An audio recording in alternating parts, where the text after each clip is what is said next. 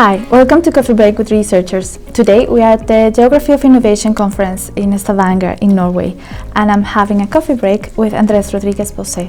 He's a professor of economic geography at the London School of Economics and Political Science. Coffee Break with Researchers presents you with cutting-edge insights on regional development and innovation. We ask researchers directly and in a personal manner about their work. We make scientific knowledge accessible to all. Andrés, thank you very much for accepting this invitation to a coffee break. How are you doing? Fine, thank you very much for inviting me. I want to talk with you today about a paper you wrote in which you analyze the role of places that don't matter and what to do about it. Could you please tell me what the paper was about? Well, the paper was about places that, as a result of changes in economic theory and in policy, have been neglected for a very long time.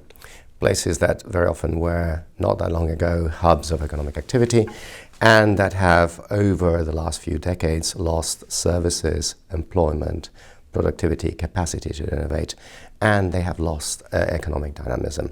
These are very often the places that have been characterized as, in the US, flyover states or rust belts, so areas that have been losing out for quite some time and have decided enough is enough.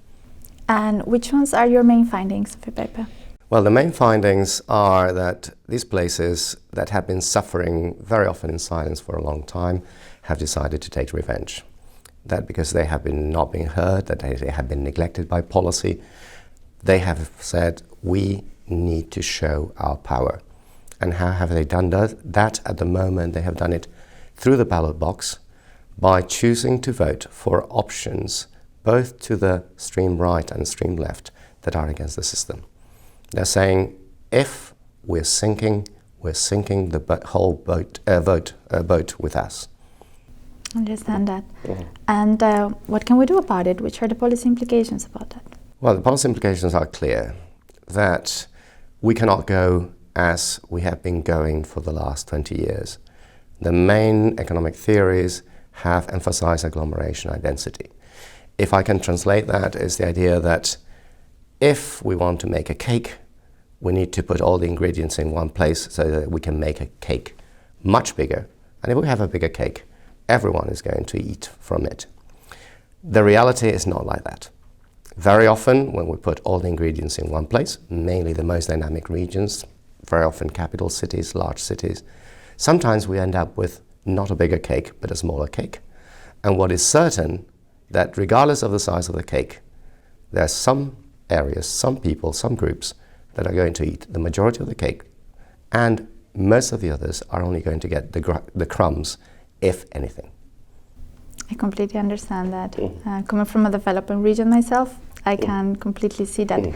And let me ask you about the personal motivation you had to do this research. Well, like in every type of research, there are many types of sources of motivation. One is always an intellectual journey.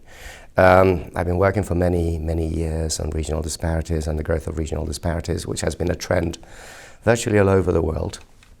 And I was thinking that this greater polarization of economic activity into a few places could not be good.